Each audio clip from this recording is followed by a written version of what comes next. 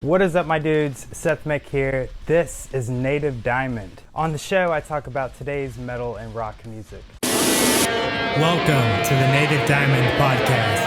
Oh, shit! What you waiting for?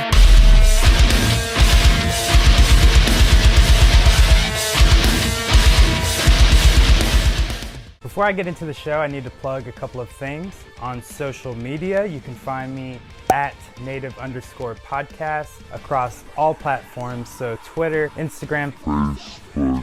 You can answer questions that are on the show, and I usually plug a couple of links. Also, I put all the audio on all podcast platforms. That way you can hear the show if you're at work or on the go. So let's get into it. Today's review. The review.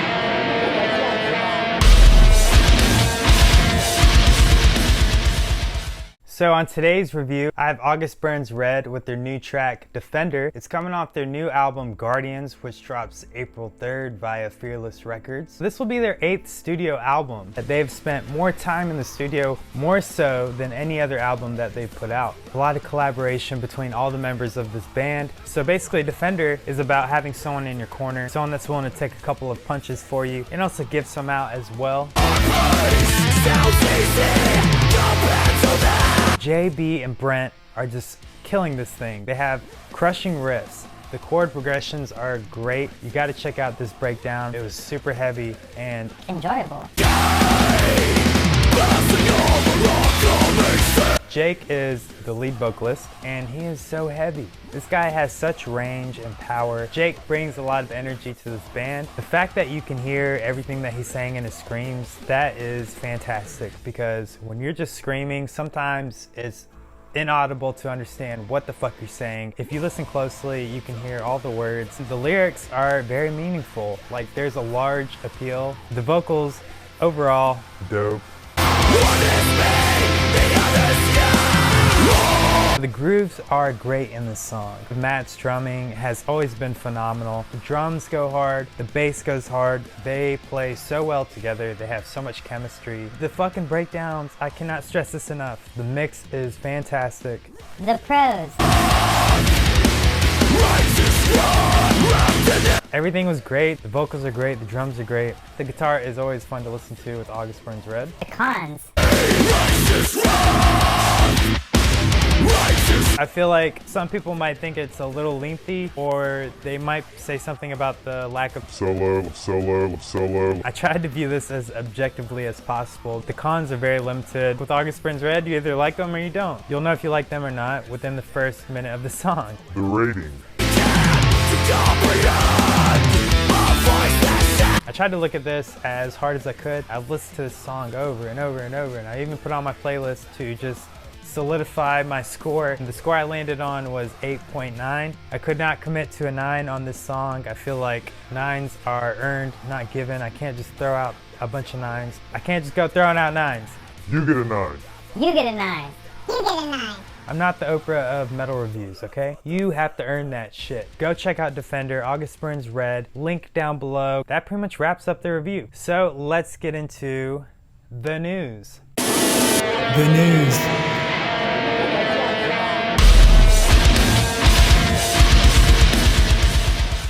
Halsey is dropping her new single, which Bring Me the Horizon has produced, basically doing the band part minus Ollie Sykes. The song is called Experiment on Me. It's on the Birds of Prey album, the Harley Quinn movie if you don't know. It's gonna be starring one Harley Quinn and a whole lot of crazy shit. Metalcore is peeking its little fucking head in the DC world, and I love it. Hopefully we see more of this coming soon. The song is catchy. Feels like Halsey is edgy as hell. That scream at the end, it's like, did Ollie train you himself? Because that was a guttural scream. Maybe Halsey should be like Ginger and be like the female vocalist for some metalcore band. Who knows if being a pop singer tanks. Go check out this new song, Experiment on Me, produced by Bring Me the Horizon. I'll drop a link below and we'll talk about it at native_podcast. Let me know what you think about the song. Lamb of God has released a new single called Checkmate, coming off their self-titled album, Lamb of God. Randy goes on to tell people that this is going to be a straight political album. He's just shitting on the whole bi-party system. He's saying the whole fucking system is a fraud. Everyone's just looking at Republicans or Democrats as sports teams and they're rooting for whatever side it is, and they just want you to pick a side.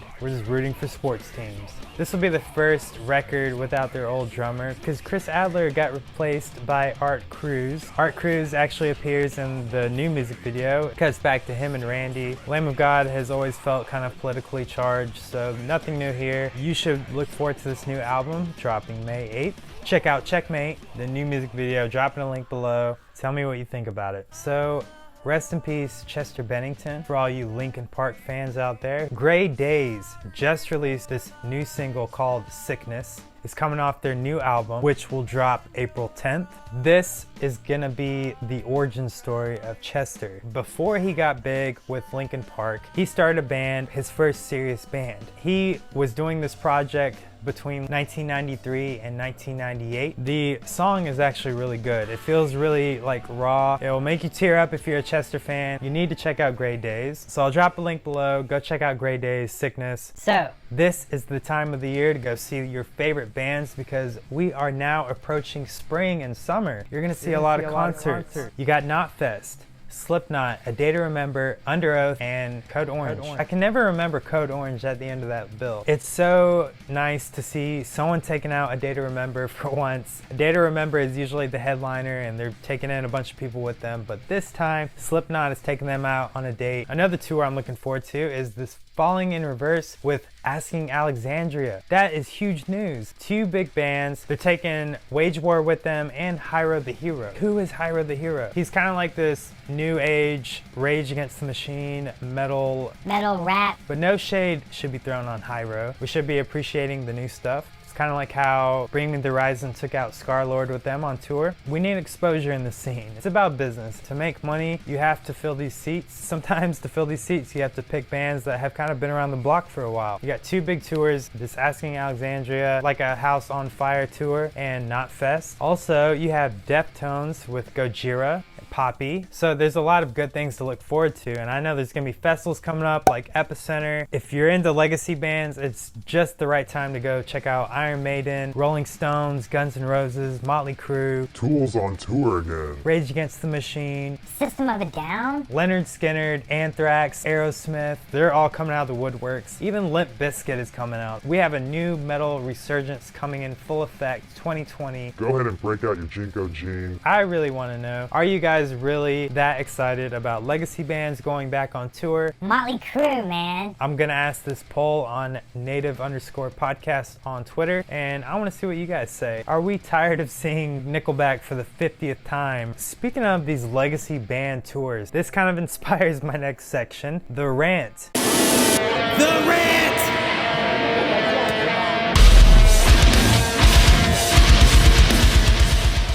It's kind of like that tweet from Ronnie Radke.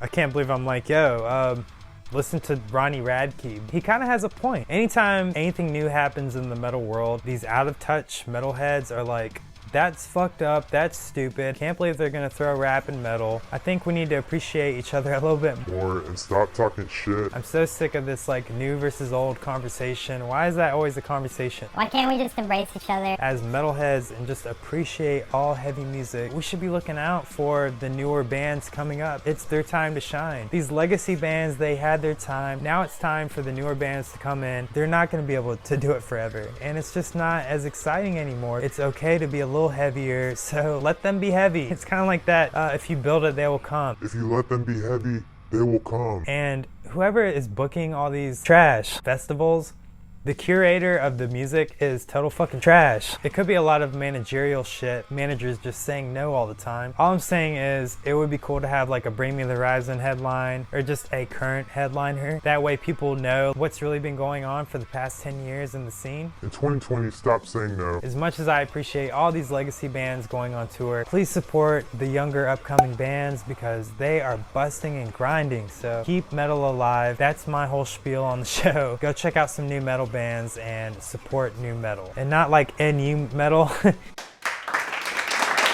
Actually, I have some surprising news. I have first time Q&A on the show. One of my close friends, Cody from North Carolina. He asked 3 questions. The first question by Cody, best craft beer to drink while headbanging to metal. What a good question, because beer and metal go hand in hand, actually. I've done a lot of dumbass shit at concerts because of alcohol, so thank you. If you don't know, a couple of metal bands have actually put out their own craft beer. Killswitch actually dropped a collab with Cigar City, which is a well-known brewery. Deftones have also dropped their own craft beer called Swerve City IPA, a collab with Belching Beaver. And Iron Maiden collabed with Robinsons with their beer, Trooper. I've actually had Trooper. Pretty good. I think the best beer to slam while headbanging metal is Burial Beer, coming out of Asheville, North Carolina. To me, it feels like a punk rock brewery. The art on the cans are amazing. I recommend Burial Beer while you're headbanging to your fucking favorite metal song. Cody's question number 2. Is new metal better than the old? I see that you wrote it like new as in new as in N-E-W, but there is a thing called new NU metal, and no, I would say no. But I feel like new metal is better than older metal. The quality of recording has just done nothing but go up. Live performances are better than ever before with visuals. In my opinion, I feel like new is better. I do appreciate the old because obviously we had to have the old to get to the new, but new metal edges out old metal to me. Last but not least, the best question you asked, Cody, was if someone was going to get into metal, what would you recommend and why? Well, lucky for you, my friend, I have actually been working on this new segment. So to intro this new segment, thank you so much for that question. I actually have a playlist on Spotify that I have curated just for you. The playlist is called Diamonds in the Rough, and my next segment is called The List. The List.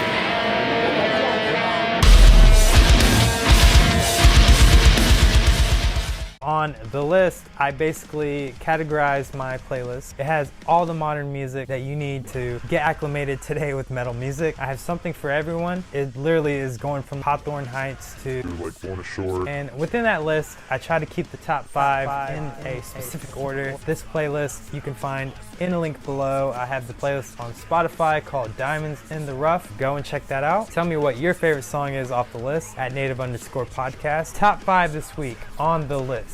Number 5, I have The Night of the Witch by Testament. This song is straight thrash. It is sick. Number 4, Mistakes Like Fractures by the band Knocked Loose, an American hardcore band coming from Kentucky. Coming in at number 3, The Sea of Tragic Beasts by Fit for an Autopsy.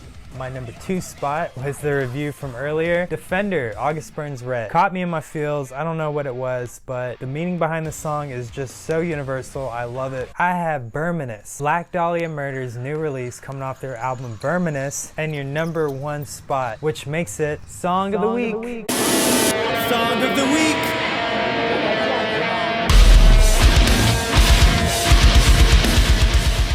The sample in the beginning, which kind of makes you feel like you're in the sewer hanging out with some rats, which is basically the name of the game with Verminous. Verminous is about plague, basically, and it's this whole scare because Verminous is just about taking the millions down to one mass death. That's kind of a weird topic. But not really, because it's so relevant to today. Basically a horror story, just like the coronavirus could be, and that's what Black Dahlia does. Why do you watch a horror movie? To be entertained. It's the same things. Don't throw shade on it, give it a chance, especially if you're into horror movies. Trevor's vocals are so good. Brandon Ellis rips it on the guitar. Alan Cassidy is a straight Brutal drummer. with 2 zeros, brutal. Go check out Alan Cassidy's YouTube channel. Go check out some of his drum playthroughs because it will blow your fucking mind. His footwork is crazy. So, Verminous, loved it. Song of the Week. Black Dahlia. Found the formula, you keep doing it. I really appreciate the song, Verminous. Go check out Verminous. Go get the pre-release. I'll drop a link below. I love songs about impending pandemics.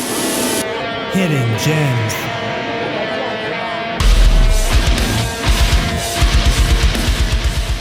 Last but not least, I have Hidden Gems. So today's Hidden Gem is coming off of Chelsea Grin's Evolve 2012 EP, and the song is called Don't Ask, Don't Tell. This is like a metal classic to me, okay? This is Chelsea Grin at its finest. Jason Richardson had just left Born of Osiris. He left Born of Osiris in kind of a holier than thou way. He was basically saying like, you guys do too much partying and pills, and I'm just trying to make music. Goes to Chelsea Grin. What a great fit Jason Richardson was with Chelsea Grin. Him and Alex were such a good tandem together. Alex's vocals, Jason's technical ability, it was just a great time in metalcore, and it was one of the great times of Chelsea Grin to me. I love Jason Richardson's solo in the song. The fucking breakdowns are brutal as always, and it just has this underlying ambience to it that I love so much. Check out Alex's hair in the fucking video. That's great enough on its own. Go check it out. Today's Hidden Gem, Don't Ask, Don't Tell. I'll drop a link for the video and tell me what you think about today's Hidden Gem. So that's basically the show I have for you today. I hope you guys kill it this weekend, and please tune in next Friday. If you like the video, please press subscribe, ring the bell, that way you're notified every Friday. I'm dropping a new episode at you. Thank you so much for tuning in, and as always, shine on. Drink water, bitch.